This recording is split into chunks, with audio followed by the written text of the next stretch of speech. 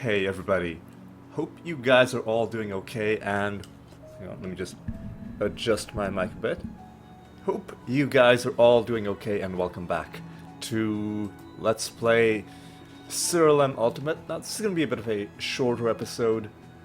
We are in the phase of the game where I said we'd be picking up the pace, but this one I guess is going to be a bit of a shorter episode because we're going to be doing a maximum of 1 realm depth in this episode.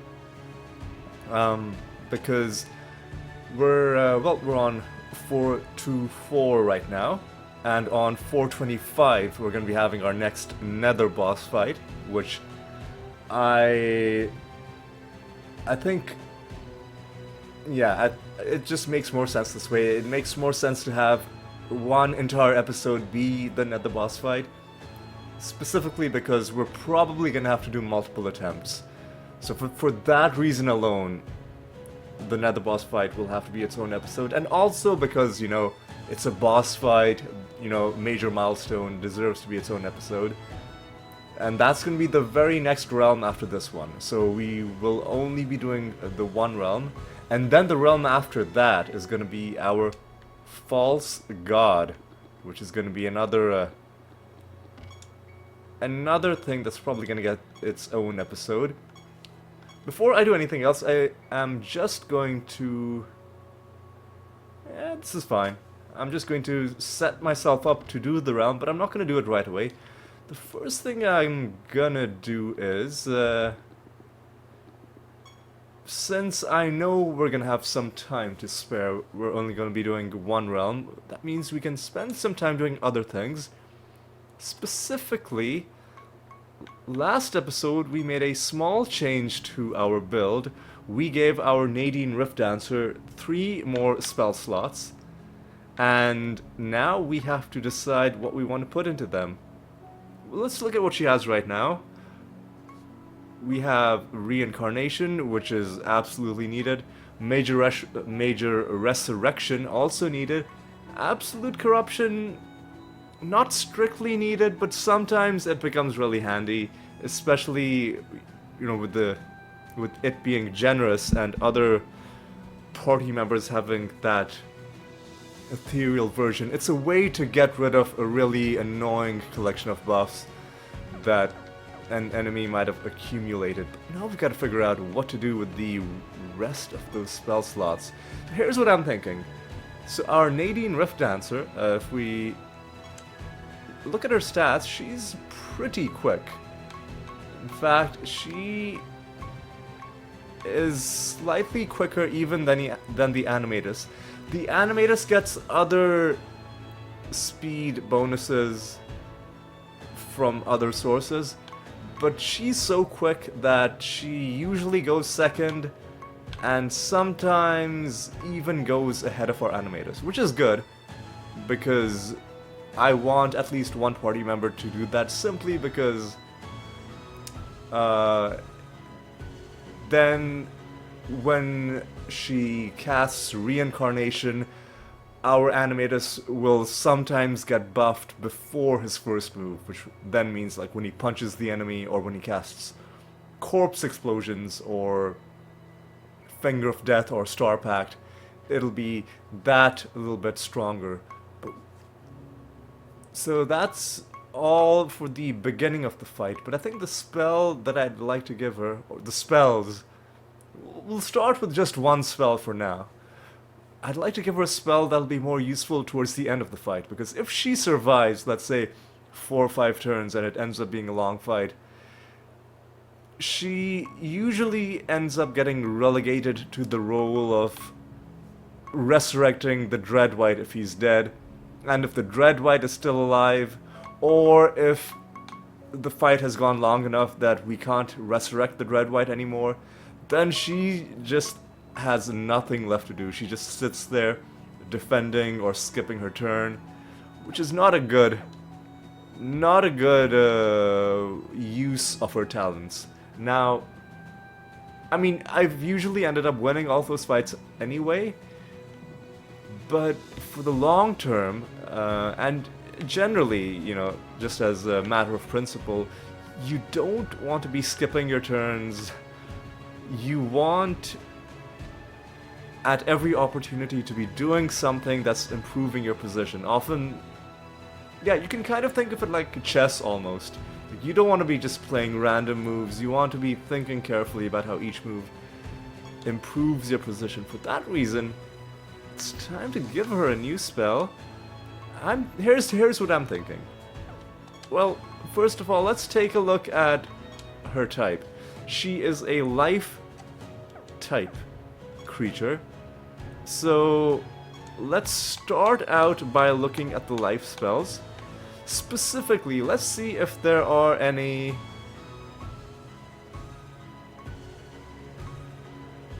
damaging spells. Target takes a small amount of damage, and which is not great, but to compensate for that, it has a huge amount of charges. I don't think we're ever going to get through that many charges of any spell. Okay, this is interesting. Random enemies take a small amount of damage continuously. Okay, so I guess... Well, I mean, I don't want to make assumptions, but the way it sounds, it seems like this spell will keep on dealing damage until it fails that 20% chance, that 20% check. I don't know, I like targeting my damage, but that could be something to have on the short list. Covenant... I don't think we want any more defensive buffs. Similarly, Desperate Bid, I don't think so. I mean, the real problem is we are looking through life class spells. Obviously, life class is going to have a heavy bias towards defensive spells, buff spells, healing spells, resurrection spells. So, I mean, I know I'm looking in the wrong place for damage spells, but here's the thing, she's a life class creature, so if we give her a life class spell, then we won't have to waste one of the upgrade slots changing the class of the spell. So, ooh, this is interesting. Ooh, I really like this. Enemies take damage equal to 100% of the health they've recovered. This is great for enemies that will annoyingly heal themselves up when you're about to kill them. I'm just gonna buy this. I'm just gonna buy it. And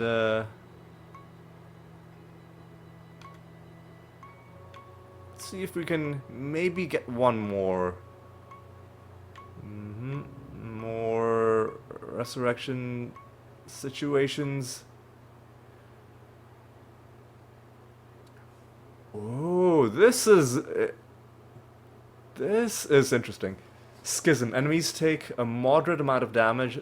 The spell casts a number of times equal to the number of times your creatures have resurrected in battle. I think those casts might be limited by how many charges you have, so maybe it can cast a maximum of 10 times. This is a...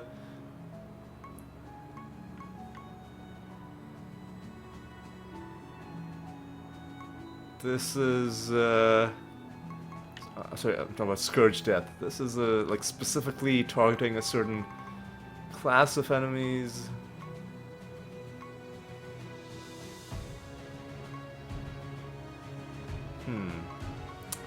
Yeah, not great. Not great. Ooh, what about... Glacier, which we've given to... we'd have to convert this to a life class spell. Are there any, like, massive amount of damage spells? in here? I'm not seeing any. I tell you what. We bought that one spell. There's another spell that I really like called Finger of Death, which is obviously a death magic spell. Massive amount of damage, small number of charges. Both are...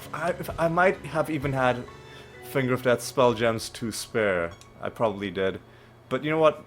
Buying new spell gems... Not a... Oh no, I didn't, so I did need a new Finger of Death. So we'll start out by upgrading all of these, both of these, to the max.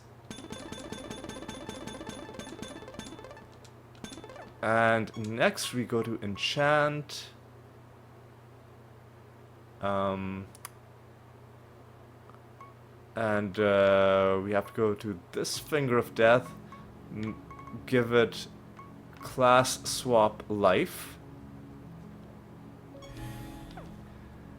And also very important, we need to go back to enchant. We need to do give it a percentage potency based on health. Because if she survives a few turns, and if it's a long battle, and if we've been reincarnating the Dread White, she's going to have a lot of health. So we want this to be based on health. And for the last property, I have to confess I'm not sure how the game's internal math works. Whether you'd get more damage by simply just doing damage increased by X, or by doing defense penetration. I think if the idea is we are waiting for her to... Like, if the idea is this is something for her to do if she's lasted a few turns, and if she has a lot of health, then she's doing a lot of damage, then I think just the straight increase in damage is the better way to do it. I might be wrong, but we'll just go with that. And with false beliefs, we don't have to waste a spell gem doing a class swap, so we can just straight up do damage increased by X and a defense penetration. And do we want to make it generous? Or... Oh, no, we absolutely have to... we have to do potency based on health? Potency... No, potency is already based on enemy health, so that's not a... So it's not a thing we can do. Oh no! That is a thing we can do.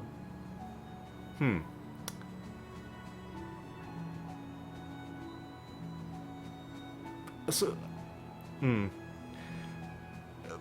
Potency based on health, I don't know how that's going to affect this spell, because right now it's based on the health that enemies have recovered.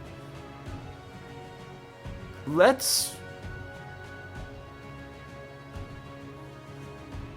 select this, and if it feels like the spell isn't working well, then we'll know that adding this property has kind of, bricked it by changing the way it works. But what I'm hoping is that it retains the fact that it's ultimately still about the enemy health, but that it further gets a boost to the damage it does based on... See, I don't understand how that would work. I feel like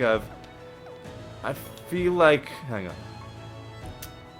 Yeah, I feel like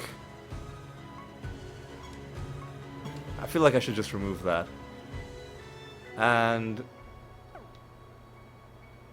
I also think that this is the kind of thing that we want our other party members to be able to cast, if necessary. 11 charges is more than enough, but she might not all, like, she might be silenced, she might have some other annoying debuff, she might be asleep, so this means our other party members can perhaps do something with that. Now there is one more spell slot as well. I mean, honestly, and I'm not even exaggerating, I could literally spend this entire episode looking through this list, just deciding, you know, Steel Storm seems pretty good. Alright. Enemies, meaning all enemies, take a massive amount of damage. Of 0 of these, we'll have to spend 1 point making it. Actually, no. Actually, no, because I go to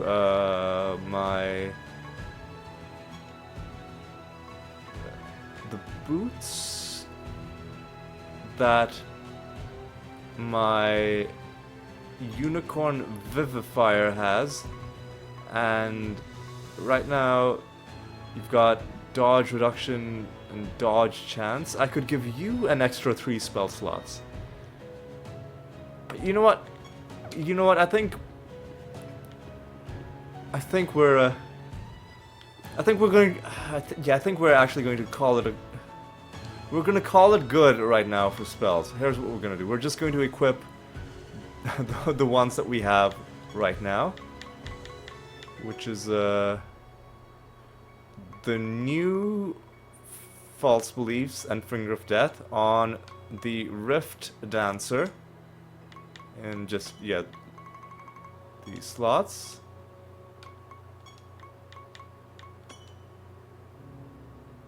I think Steel Storm would have been better than Finger of Death. You know what? Let's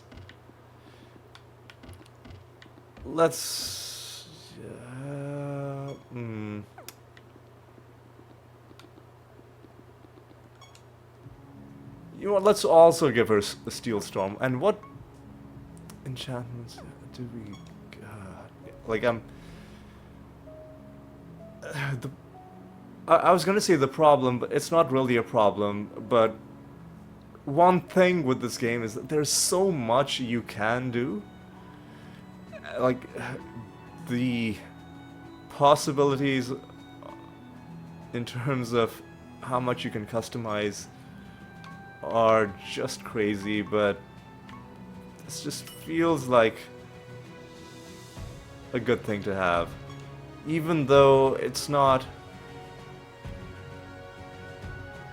unleashing its true power, because we are wasting one of its slots. Making it, well, let's upgrade it first.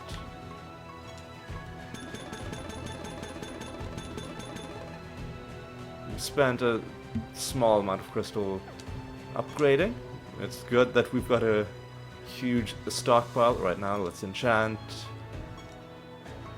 Start out by swapping it to life, then we do potency based on health, and once again I'm thinking just damage increase is going to be the way to go.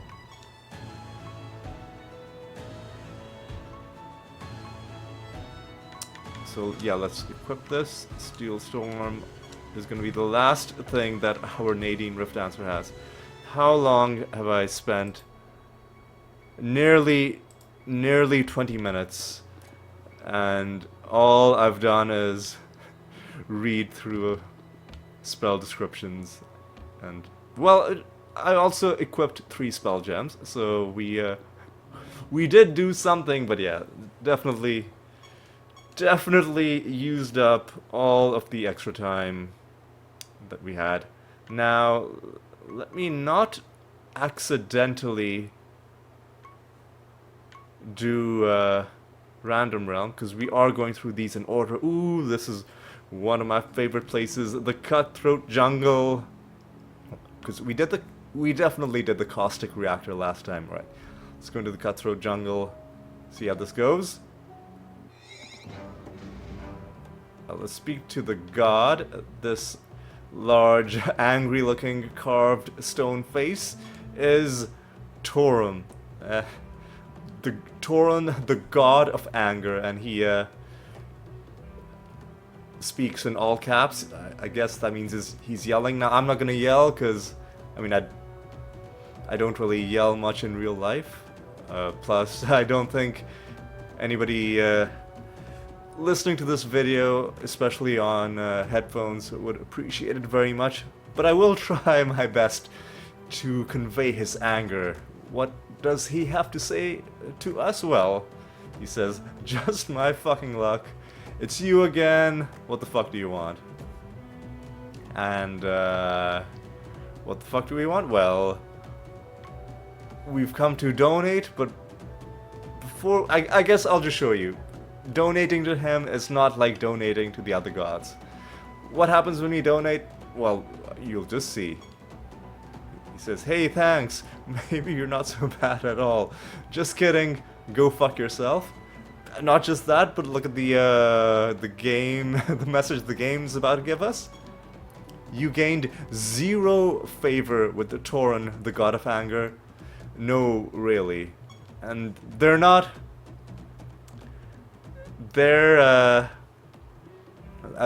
joking about that. If you look at the amount of favor we had before and after the donation, it really is the same. The other thing, though, despite the fact that you don't get anything for donating to him, nonetheless, if we look at the achievements, there are achievements for donating to all the gods. The donation to X achievement. There is still an achievement for donating to Toran, which is pretty hilarious. There is one other achievement. It's such a long list, but maybe it's towards the end. No, it must be earlier on then. Yeah, the first achievement. The one right at the top, that rainbow trophy, which, like, it simply says fuck you, and the description is anger Toran more than normal. I believe you get that when you quote unquote donate to him a certain number of times. Okay.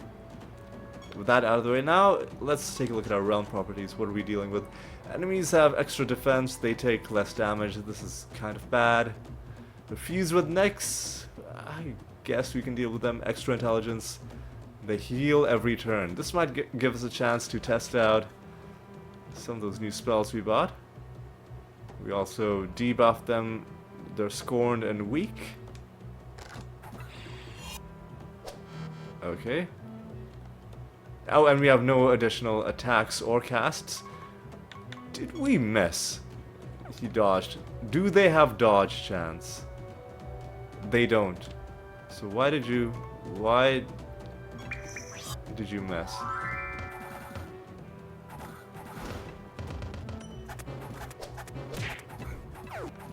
Okay, this is getting to be a bit of a hairy situation.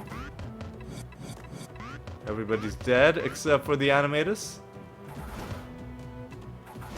Corpse explosions, though, have carried us over the line. Alright. Now we picked up some pink mushrooms. You'll see shortly what we can do with those. I'm picking some of those. This should reduce enemy stats, I think. Oh no, this gives... Oh, that gives us buffs. And I think these might reduce enemy stats. Yes, they've lost intelligence and speed, which is good. Okay, you just punch me in the... Okay, here's why I don't like fighting the Nyx. It's because There is a Nyx creature that has this property, Starless, which means creatures cannot gain stats, which is a very hard counter to our build, which means our Animatus cannot scale as the fight goes on. At least not while that creature is alive, I don't think.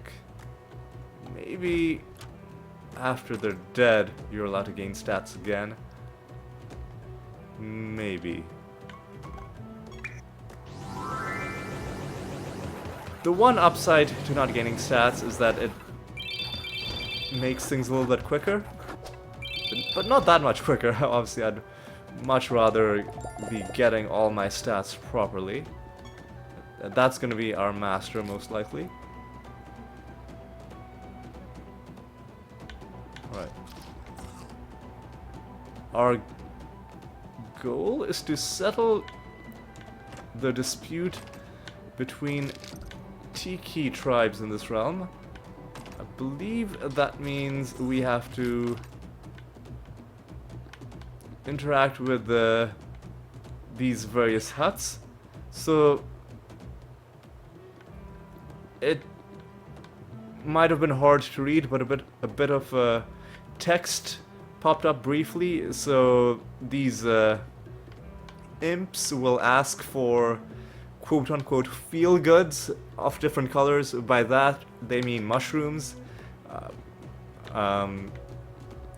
Sure, like I'm not sure what they're doing with these mushrooms, whether they mean like psychoactive drugs, that kind of thing, or whether it's, you know, of the culinary variety. But nonetheless, mushrooms are what these dudes will want, and throughout the realm you'll find ones of different kinds. Oh, and also, similar to the squash in Apocrynox's realm, in this realm, when you eat a bunch of the fruits, you'll eventually... well, a few things will happen. You'll either vomit, or occasionally some other things will happen. I think this is one of the rare instances where something else has happened. I think we're about to gain a buff. Yes, we just got a buff. Enemies have lost more stats. That's good. Let's carry on. Ooh, and that totem summoned these Asura creatures.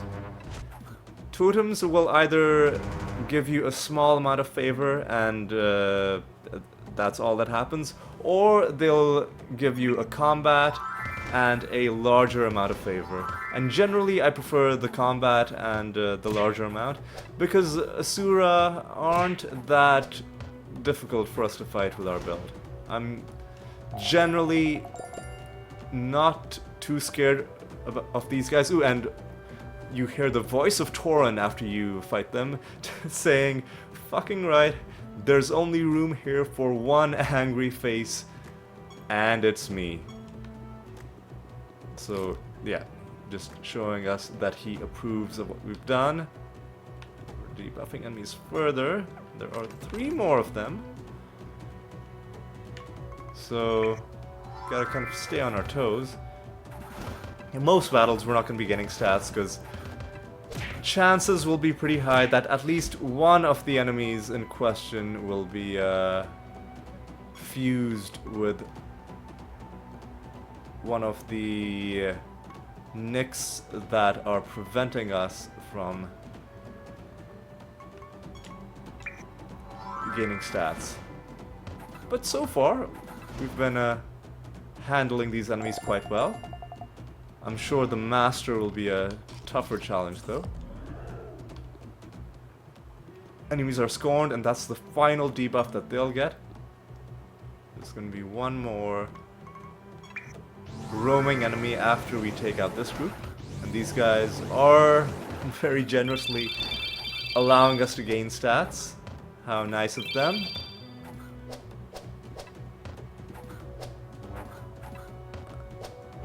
I wish this guy's turn would end. Okay, there we go. Again, let's continue picking stuff up. Some colorful mushrooms. Okay. Okay, let's start out just doing this.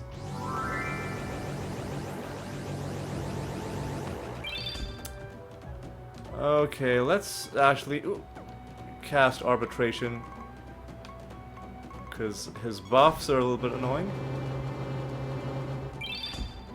And now let's do things the old-fashioned way. Hopefully the centaur... Oh no, we're only attacking once. The centaur duelist, yeah, he hasn't been able to do much damage at him. Much damage to this mimic at all. So this is gonna be a... Oh yeah, and on top of all the other garbage, extra defense, taking less damage, they also have a chance to resist damage. Which is just... Had the enemy resisted that hit, I would have been very annoyed. But thankfully, we ended like, ooh, here we go. Nether Stone. This is amazing. I was waiting for us to find our first Nether Stone. Let's take a look at this one. This is one of the good ones because it gives you an extra trait. Traits are worth their weight in gold, and as a bonus, it also gives you a 7% chance to blind on damage. Neither here nor there. A blind is, you know, it's sure, whatever. The main thing there is the extra trait that it's giving us. What trait is it? Well, accelerated harvest. What does accelerated harvest mean? Well, let's consult the codex. Let's see, does that work with our build at all? After your creatures attack, they have a 20% chance to inflict the target with a random debuff. That doesn't seem great. With a name like Accelerated Harvest, I was hoping it would be like a... maybe a synergy with stat gains or something like that. That seems very underwhelming. I'm sure you can make it work with some specific synergy that involves debuffing the enemy, but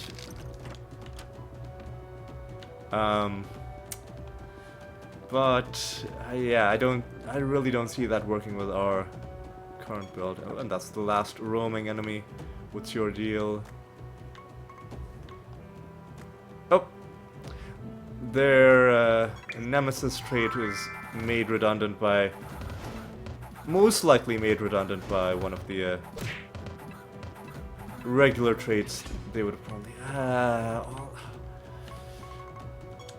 look at all the damage. See, every time you see realm in brackets, like towards the bottom of the screen, then twice in a row in the middle, that means it's this realm property, chance to resist damage kicking in. Really, really annoying. Okay, they've silenced us as well. Just the absolute worst. But I think they're dead. Are you fucking serious? Twice in a row. You don't even have good luck. Twice in a row, 28% chance. That is just...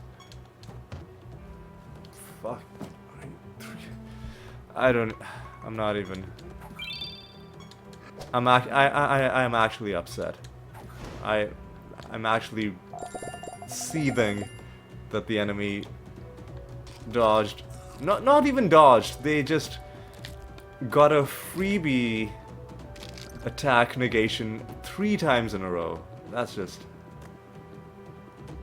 is just not. That is not cool. That is not cool. All right.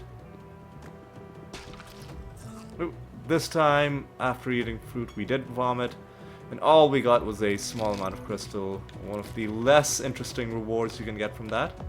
Gonna get more Asura combat. Wipe them all out in one go. And unfortunately we have to sit there and look at these redundant corpse explosions, but it didn't take too long. Alright, let's continue. Continue. Ooh, here we go.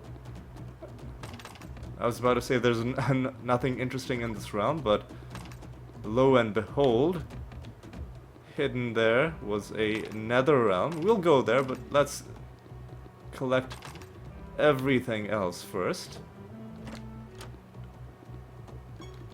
Is there anything we haven't done?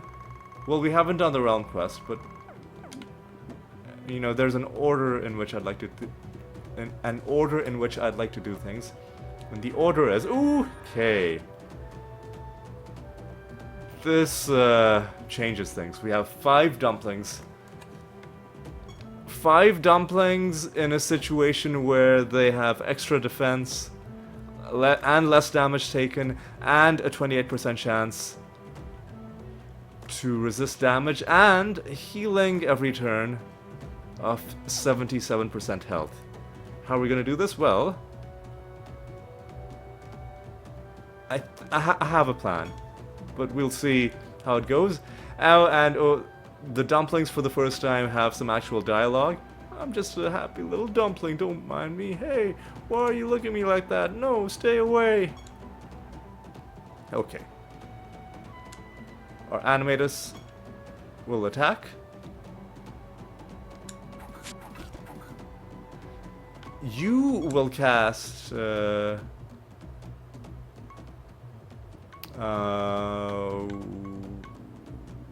Defile. You will cast Reincarnation like this. Ooh, okay. Our animators will get a second chance to go ahead of them.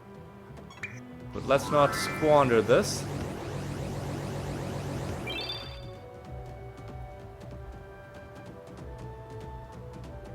Yeah, let's do that. Arcane as well. Arcane is good because it means Finger of Death should be... Well, it will be free, but will this kill you? Yes, it will. Great. Okay, there's a... How many levels are we gonna gain? 7 levels? Okay, let's see if we can kill all of the rest of them. Hey, would you like to be my friend? No, wait, what are you doing? Please don't hurt me. Listen, I'm sorry, like, I've got to do this.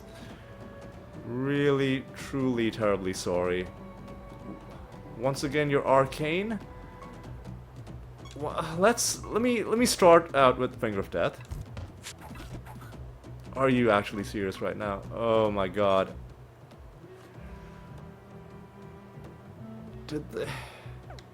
Did you resist damage? He had a 25% chance and he resisted. Okay, now we just... Let me see if maybe we can kill him with Defile. Fuck, he fled. And that means we don't get the experience. And even though this is an empty room, like a closed room, somehow he managed to escape. Really annoying. One thing I want to check is what is our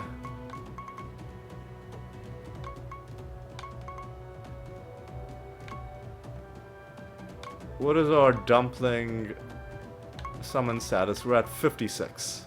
Okay. So I don't think we got credit for the second one. Right. Really bad realm properties to have. Are you actually serious right now? Like... Are you seriously serious right now?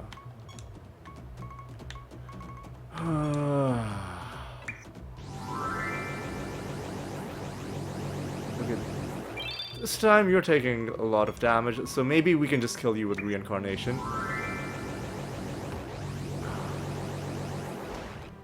This time we got another one relatively easily. Oh. I didn't read his dialogue there just because I was still really angry about what happened with that second dumpling.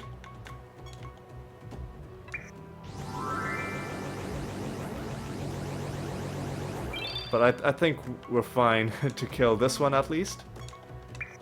It's just a really unfortunate set of realm properties to get this room on. But if we can kill 4 of them, then I'll be pretty happy. I mean, 4 dumplings is a nice thing to get for free. This is definitely one of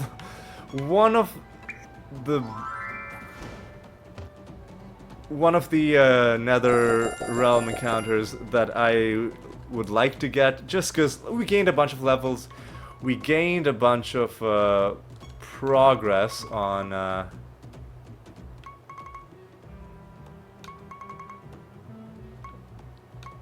dumpling summoning. I don't know if we got credit for the one that got away, but we killed 4 of them anyway, and that's pretty good.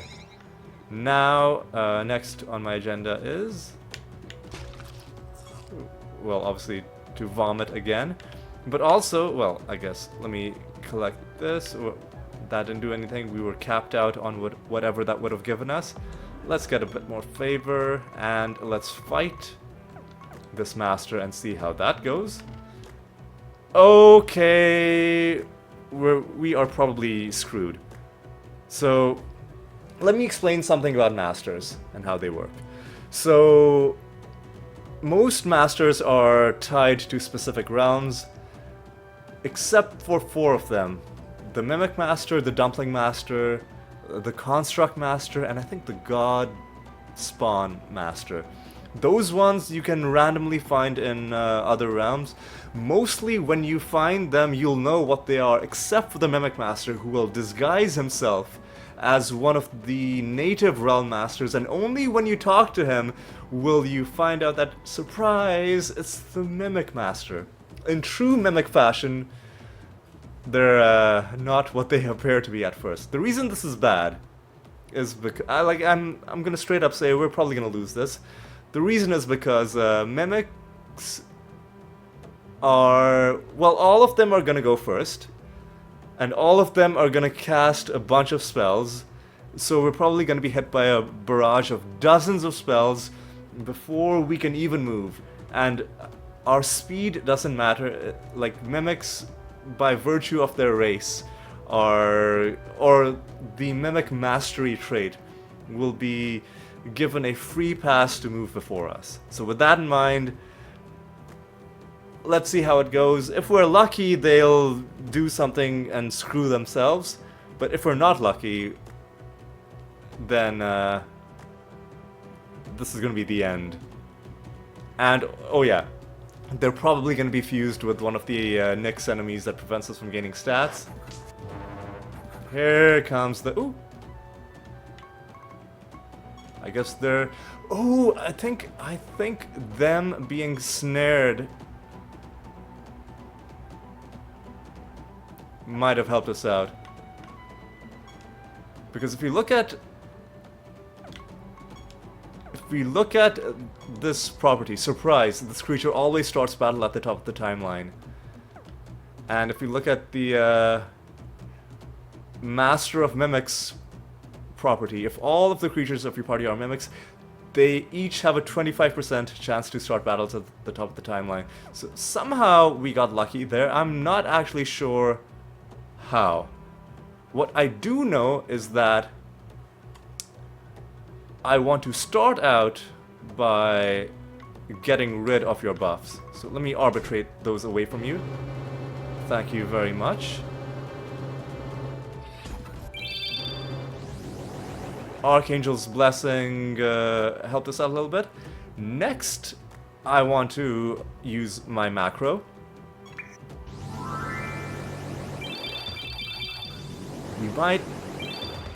We might actually do this if we don't get screwed by the damage resistance garbage.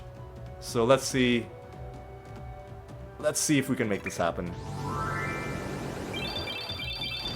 Okay, we might be able to do this. Oof.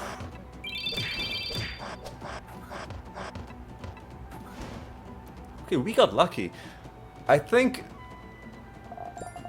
whatever it was that prevented the 6 of them from going before us is what saved us. If it wasn't for that, we would have been screwed.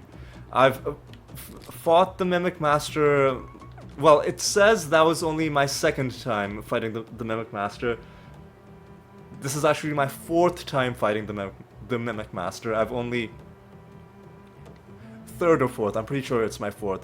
I've only beaten them twice, but I've fought them more times. The reason is because most of the times when I fight them, they just wipe me out before I even get a chance to move. I think one problem was the last time I fought them, it was also on a floor where it was some garbage like enemies cast 11 times. And so that's why I remembered like that trauma of like dozens of spells coming towards me and not being able to do anything. That was seared into my head. So maybe Mimic fights don't have to be that bad. But I still feel like somehow we got lucky there. I don't know. I don't trust Mimics. Alright, so this guy in this hut wanted rainbow mushrooms. And this guy here wanted... Well, I don't know what he wanted, but we unlocked a blessing that would have been a lot more useful about 10 minutes earlier. Less chance for Dumplings to flee. We completed a realm quest and a large collection of rewards, but nothing rare. But we got our one rare item for this realm. We got a Nether Stone, so I'm not too upset. Here's what we're gonna do. We're gonna go back to Siralim. We're gonna start wrapping up. And but before we wrap up, well, I'm gonna get my pilgrimage done. We did a pilgrimage with Zante. Did we... Yes, we went past favor rank 25 with you. Let's start a new pilgrimage with whoever is the lowest. As you can see, Regalis is the highest because that's the realm where I always go to whenever I'm having a tough time. Most of the rest are under 30. Is there anyone who's like 24? I think 25 seems to be the lowest after that. So Vertrag, I think, is going to be the next one. Pilgrimages, by the way, it's a special type of mission that you can do. It'll give you a large amount of favor with the god when it's completed. And basically, you should always have a pilgrimage running because getting favor up the old-fashioned way by donating and just doing specific things, like having to go to the realm to raise favor would take ages. Even with pilgrimages, it's still gonna take ages, but it's gonna speed things up. We'll do that. And before we end things off, I've shown this before that this week we have a 25% greater chance to find Nether Stones. We finally did find our first Nether Stone on camera, and I was waiting for that because, I mean, this is not the first Nether Stone I found in this playthrough, but all the rest of them were before the series started, and I didn't want to start showing them off until we at least found one on camera. And as luck would have it, we even found a trait Nether Stone. It ended up being a useless trait, but nonetheless one of the rarer ones. You know, still nice to have. So let's take a look at some of my other Nether Stones. This is how we'll end. By just going through the list, and they are sorted by rarity. At the lower end, they're just increasing. stats, or they have a very small chance of doing something, a very small percentage. As we go further up, we have more interesting things, like we have, like this one's giving more spell slots. And the number of things that they're doing is increasing. As we go further on, we'll see, okay, even more in the list of things that they're doing. But now we get to, like, the real interesting thing. Like, they're actually, it's not a percentage, they will actually do something specific. This one will inflict confusion if you defend, which is interesting. This one will do it on attack. That could be interesting. This is reincarnation on provoke, which is a very weird thing, because you don't, like, you want to be in control of when you cast reincarnation. You don't want it to just happen automatically. Spreading plague on turn, serendipity, like, so, like, they'll do things when you attack, right? And and this one has 5 properties, so now we're on the 5 property Nether Stones. This one casts Hellforge on cast. But eventually, we will move into the ones. I'm skipping through some of these. I'm skipping to the ones that give traits. Here we go. These ones are the ones that... this one does 2 different spells, but on 2 different actions. So on provoke, it'll do one thing. On, like, just on taking the turn, it'll do something else. And normally, just something happening on turn is really good, because it happens automatically. But this one, Horrible Howl, all it does is it summons direwolves. Not that exciting. So I am not going to go through all of these traits. The one that we just found was Accelerated Harvest. And also, I'll show you... Well, I'll go through them. Pharaoh's Bane, that is a potentially interesting trait. I will shortlist a few traits. I think Boastful Protector was one that I liked. Absorption, maybe. Flamestalker and Jinx on turn. What? This is also our rarest one. So let's, there was one in particular, I think Solitary Empowerment. Let's see if that's what I'm thinking it was.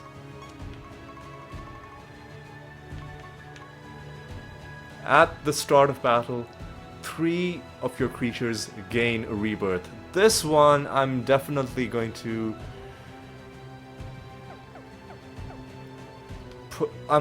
give that to someone. I don't know yet.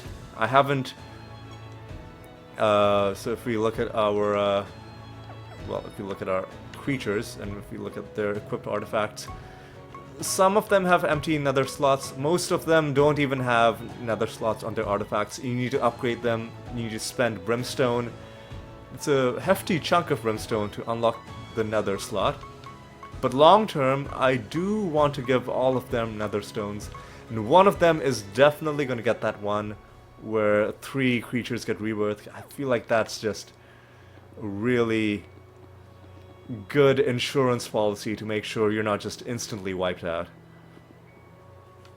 But yeah, we're not going to be putting in Nether Stones just yet. That's going to be something for a future episode. We'll have every once in a while an episode where we're just tinkering with our build.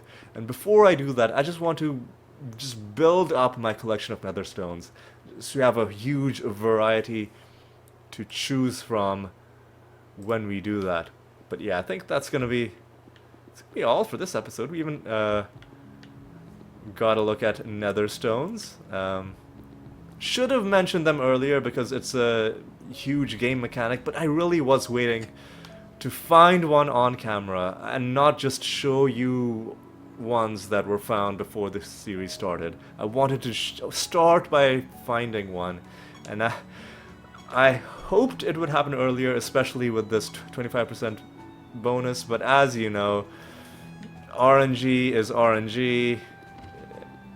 and there's no telling how it's going to go, but it happened eventually, so let's just be happy that it did. But anyway, that is going to be all for this episode. Thank you so much for watching. Hope you had a good time, and hope you'll join me for the next one, where we will take on Nether Boss Blacksmith Ian. That's going to be a good one. But yes, until then, take care.